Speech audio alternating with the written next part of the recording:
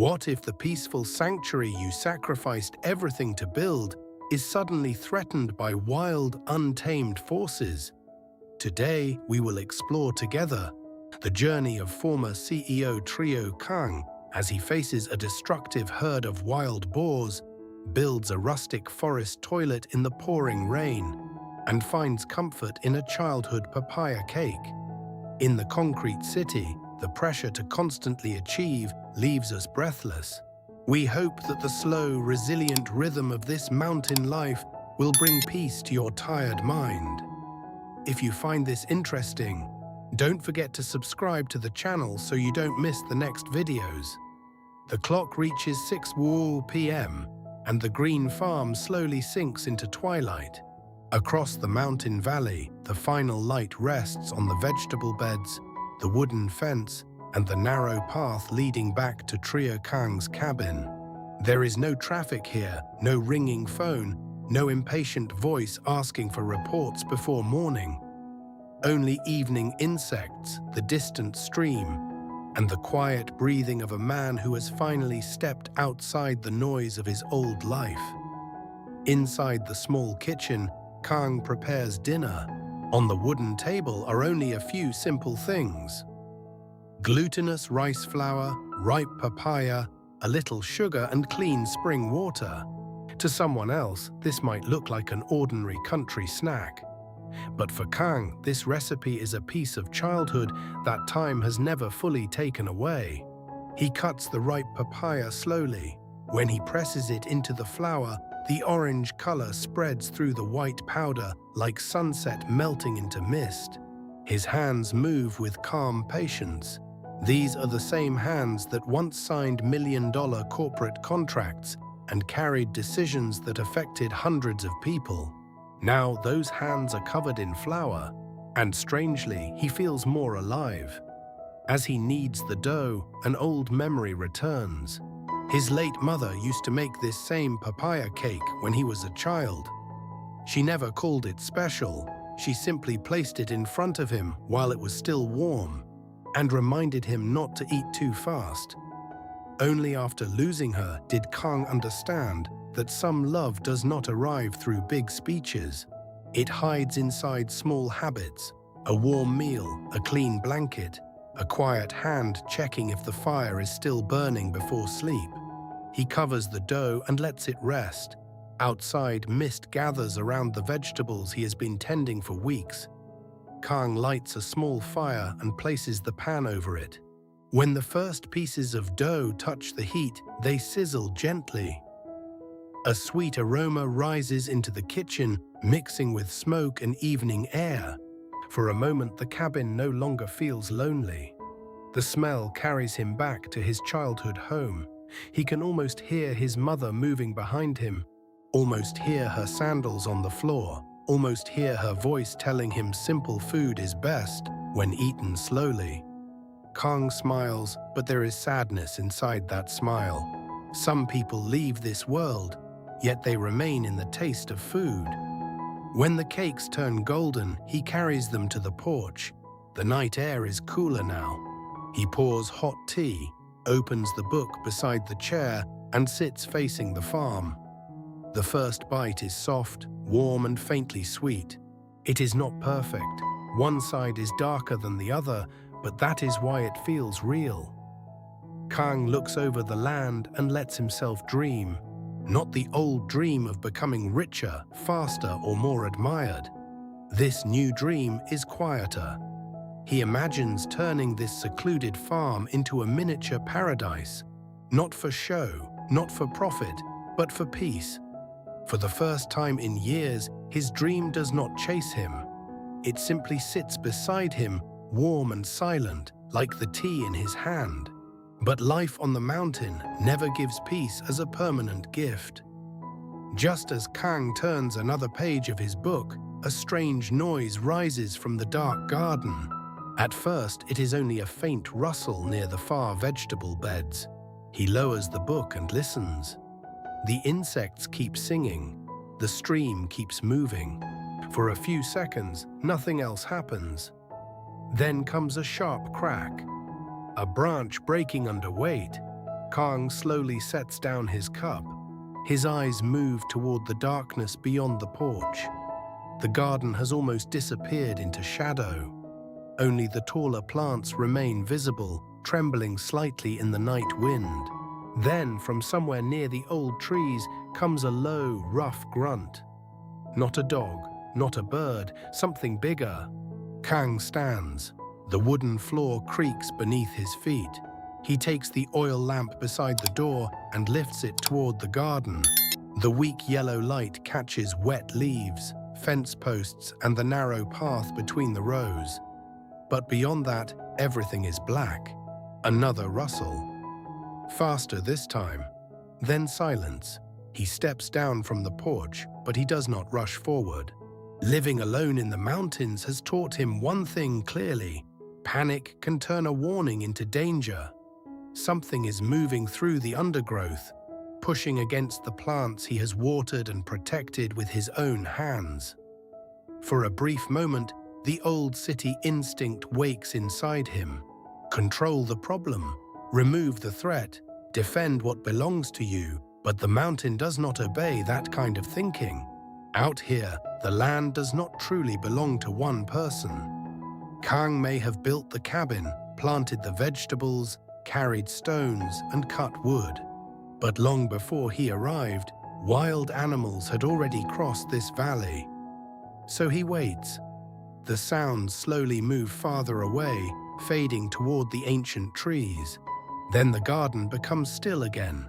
Too still. Khang remains outside for a long time, the oil lamp burning low in his hand.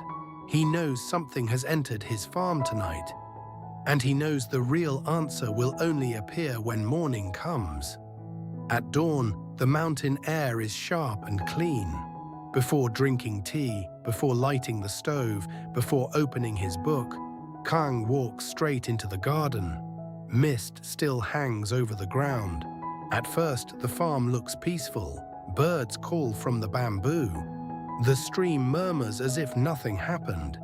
Then he sees the first broken stem. A young vegetable lies crushed into the mud. A few steps farther, another patch has been torn apart. Soil is scattered across the path. Leaves are ripped and trampled. The neat rows he had cared for day after day are now cut by deep, muddy tracks, pressed heavily into the wet earth. Khang crouches and touches one of the marks. Wide, fresh, deep. Wild boars. He follows the trail in silence, past the damaged vegetable beds, toward the ancient trees, then down toward the small stream. A herd must have come from the forest during the night, searching for food, pushing through his farm with the blind force of hunger. Weeks of patient work have been ruined in one night, but the anger does not explode. It rises, then slows. Because as Khang stands among the broken leaves and muddy prints, he understands one painful truth. The boars destroyed his crops, but they were not cruel. They were hungry, and that difference matters. He looks toward the bamboo forest. Somewhere inside that green darkness, the herd is hiding. If they return, the garden may not survive. But Khang did not come to this mountain just to answer fear with violence. Then he remembers his late father, a traditional trap, handmade, patient. Not meant to kill, but to hold. Khang stands slowly, mud on his fingers, cold air in his lungs, and a difficult decision forming in his heart. Tonight, he will not go to war with the wild. He will try to meet it face to face. Khang returns to the cabin with mud still clinging to his hands. The morning has opened fully, but the farm no longer carries the calm of last night. The vegetable beds are broken. Young stems lie crushed into the soil. Deep, muddy tracks cut across the garden like fresh wounds. He stands there for a moment, breathing in the cold mountain air. Anger rises, but it does not stay. Khang knows the wild boars did not come because they were cruel. They came because they were hungry. This land was their path long before it became his farm. If he wants to live here, he cannot treat every wild sound as an enemy. So instead of preparing a weapon, he prepares a trap. Behind the cabin, he pulls out bamboo poles, rope, and wooden stakes. As he lays them on the ground, he remembers his late father. When Khang was a boy, his father taught him a traditional way to catch wild animals without killing them. Back then, Khang was impatient. He wanted fast answers. He thought strength meant forcing things to obey. Now, alone on the mountain, he understands why his father moved slowly. The forest cannot be controlled by force. It must be understood through patience. Khang follows the muddy trail toward the ancient trees. The tracks show the boars came from the bamboo forest, entered near the lower fence, destroyed the vegetables, and returned toward the stream. Their path is clear. Nature always leaves signs for those willing to read them. At a narrow point between two thick bushes, Khang begins setting the first trap. He bends the bamboo, ties the rope, tests the tension, then adjusts it again. The trap must be strong enough to hold a boar, but gentle enough not to injure it. Every knot matters. Every angle matters. One careless mistake could either fail completely or hurt the animal he is trying to capture. By noon, sweat has soaked his shirt. His fingers ache. His knees are covered in mud. Still, his mind feels steady. This is not like the pressure of the city. No emails, no meetings, no cold voices measuring his value by numbers. Here, the challenge is simple. Observe, build, endure. After finishing the first trap, he sets two more along the trail. Then he returns to the cabin, drinks water, and looks toward the unfinished spot beside the trees. Another task is waiting. For days, Khang has planned to build an outdoor toilet for the farm. It is not a beautiful project. It is not something people in his old life would admire. But in the mountains, basic things matter more than appearances. A peaceful life is not created by dreams alone. It is built from water, shelter, fire, food, and simple structures that make each day livable. He chooses a place downhill, far enough from the stream, but close enough to reach during cold nights. Then he marks the ground and begins digging. The soil is wet and heavy. Each shovel of earth sticks to the blade. Soon his shoulders burn. He pauses only to wipe the sweat from his face, then continues. The man who once signed contracts in clean offices is now digging through mud with his own hands, and somehow he feels no shame. The city taught him to chase status. The mountain teaches him to create what he needs. Out here, there is no applause, but there is also no pretending. If something must be built, he must build it. If something breaks, he must repair it. He carries stones from near the stream, one by one. Some are smooth and easy to hold, others are heavy, sharp, and awkward. They scrape his arms, but he keeps moving. He cuts natural wood for the frame, then mixes raw clay with water and straw until it becomes thick enough to bind the stones. Mud covers his feet, clay dries on his wrists, his back tightens from lifting. Slowly the structure begins to rise. First the foundation, then the wooden posts, then the rough walls of stone and clay. The lines are not perfect, the surface is not polished, but every piece belongs to the land around it. Wood from the forest, stone from the stream, clay from the earth beneath his feet. By late afternoon, dark clouds gather over the valley. The air turns cold. The bamboo forest becomes quiet. Khang looks up and knows rain is coming. He could stop, cover the clay, and finish tomorrow. His body already feels heavy, but something inside him refuses to leave the work half done. This is the freedom he came here to find. Not the comfortable freedom of running away for a weekend. This freedom is raw. It asks for sweat, patience, pain, And responsibility, it gives nothing for free, but what it gives feels real. Then the rain falls. At first, it is light. A few drops on the leaves, a few dark marks on the clay. Then the mountain sky opens. Cold rain pours over the farm, turning the ground slippery and washing mud across the worksite. Khang lowers his head and keeps working. He presses wet clay between the stones. He reinforces the lower wall. He lifts another rock, then another. His shirt clings to his body. Water runs down his face. His hands are numb, but he does not stop. Each movement becomes slower. Each breath becomes deeper. The rain stings his skin, but inside him a quiet fire keeps burning. He thinks about the life he left behind, the noise, the pressure, the endless race to prove himself. Out here, no one is watching. No one is praising him. No one is pushing him. And yet, he continues because this work belongs to him. By evening, the rugged clay and stone toilet finally stands beside the cabin. It looks rough, simple, and stubborn, like something shaped by weather instead of design. Khang steps back under the rain and lets out a tired breath.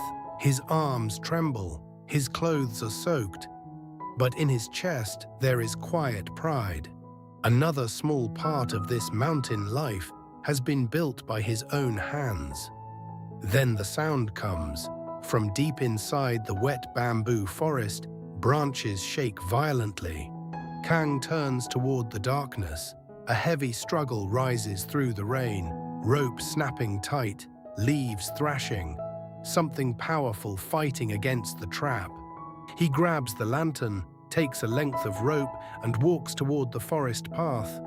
Fog drifts low between the bamboo stems. Rain taps hard against the leaves. The world becomes narrow, one muddy path, one trembling light, one unknown force waiting ahead. The sound comes again, closer now. Khang tightens his grip on the lantern and steps into the shadows. Knowing the wild he chose not to destroy is finally waiting for him face to face. Khang steps deeper into the bamboo forest, the lantern trembling slightly in his hand. Rain still falls through the leaves, softer now, but steady enough to turn the path into slippery mud. Every step makes a wet sound beneath his boots.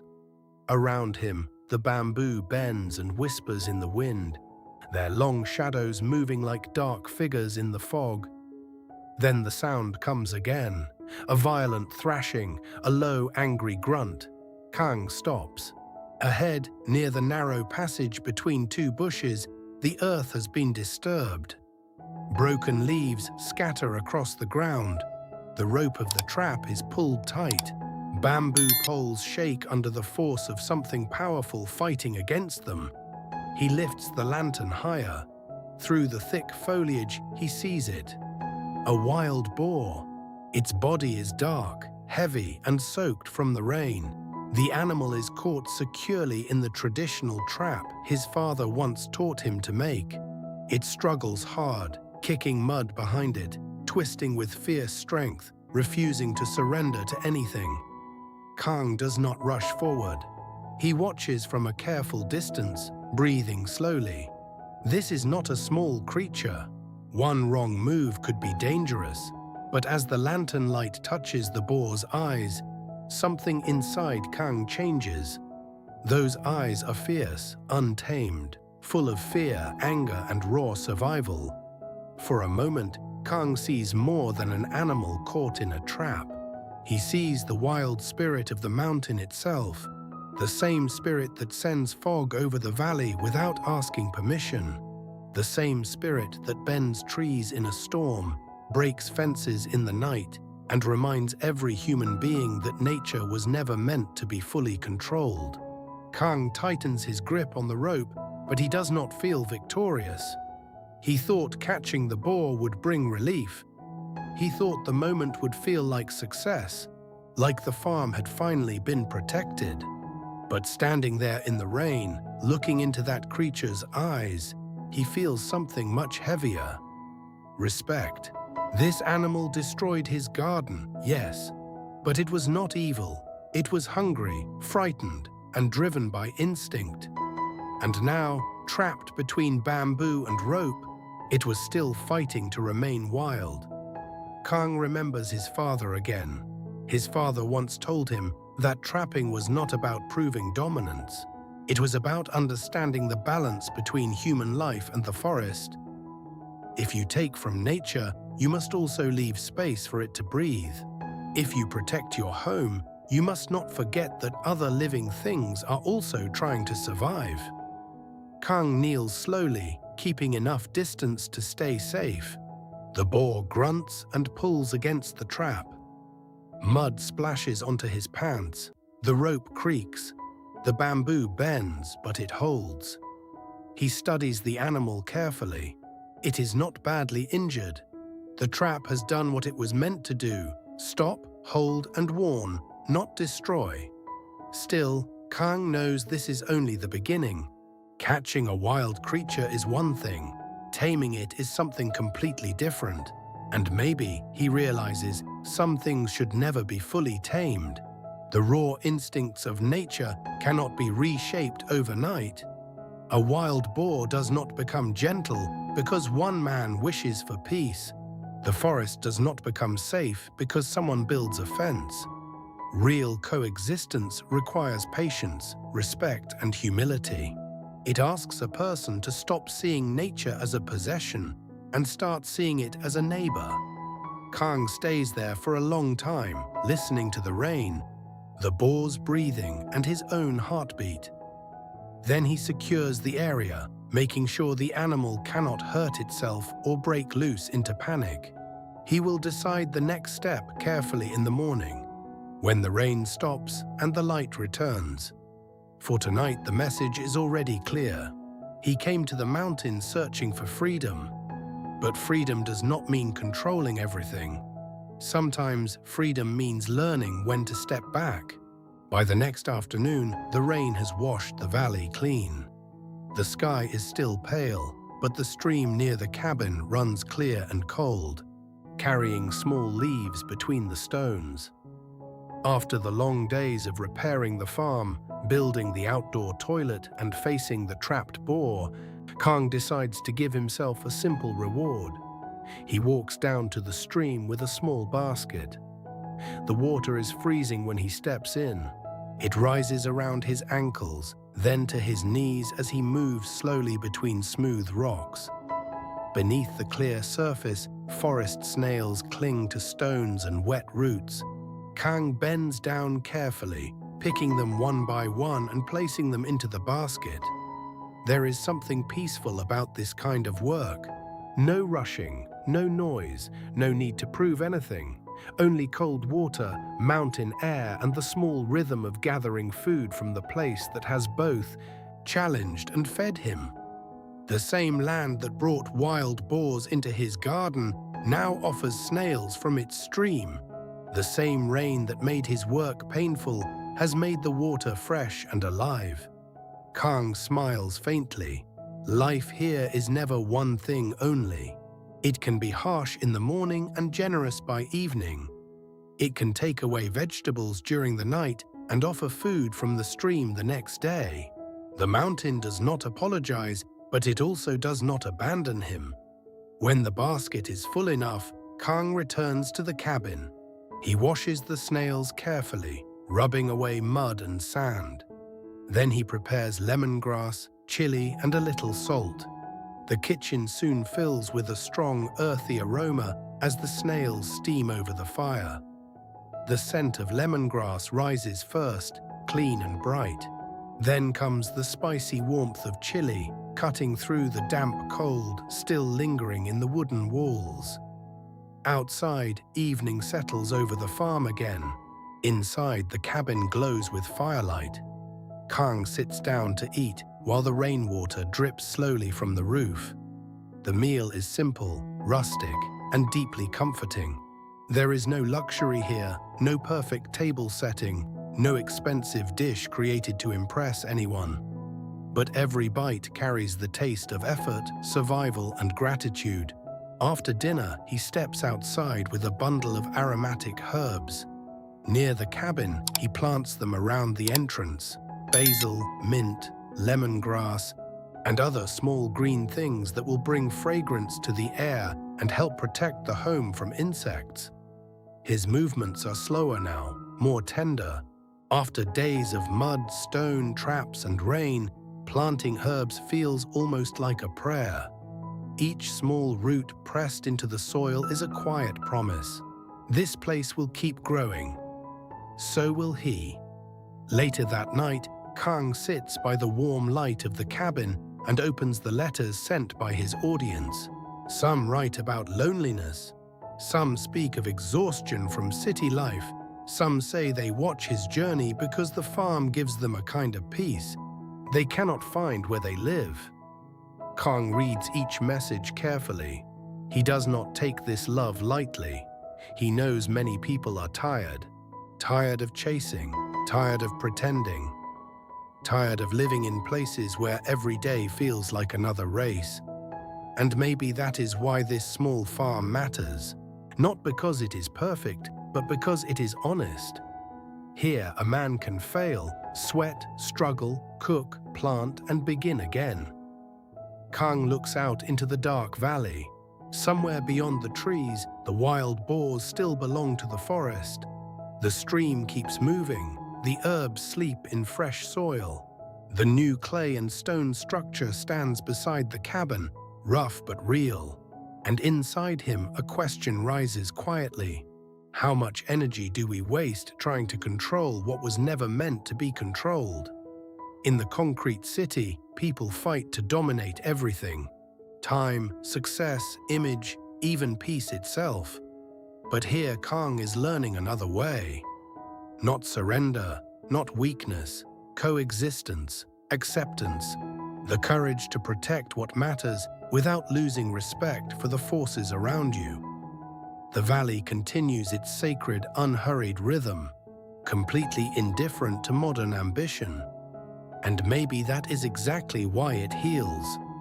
We wish you immense health and strength on your own journey. If this raw, unconditional connection with nature brings your tired soul even a little peace, subscribe and walk this path with us again. Khi hoàng hôn buông xuống trên cánh đồng xanh mướt, Triệu Khang làm bánh đu đủ theo công thức của người mẹ quá cố, tìm thấy sự an ủi trong những món ăn giản dị và ký thanh bình. Nhưng sự bình yên phá vỡ khi lợn rừng xanh chiếm khu vực của anh, phá hủy mọi lò rau mà anh đã dày công trồng trọt. Hai việc phản ứng bằng sự tức giận, Khang chọn cách sống chung hòa bình, sử dụng những chiếc bẫy truyền thống do cha anh dạy bao quả trang trại mà không làm hại đến thiên nhiên. Trong khi chờ đợi, anh chọn một nhà vệ sinh ngoài trời bằng gỗ, đá và đất sét, chịu đựng mưa lạnh và sự mệt mỏi, nhưng một mặt chính cho sự tự do mà anh đã chọn. Sau khi ra mặt với một con lợn rừng bị mắc bẫy, Khang nhận ra rằng sự bình yên thật sự đến sự tôn trọng, kiên nhẫn và chấp nhận. Anh cứ hút hành trình bằng những bóng xanh rừng, các loại hoa mộc và những lá thư của khán giả và lòng biết ơn.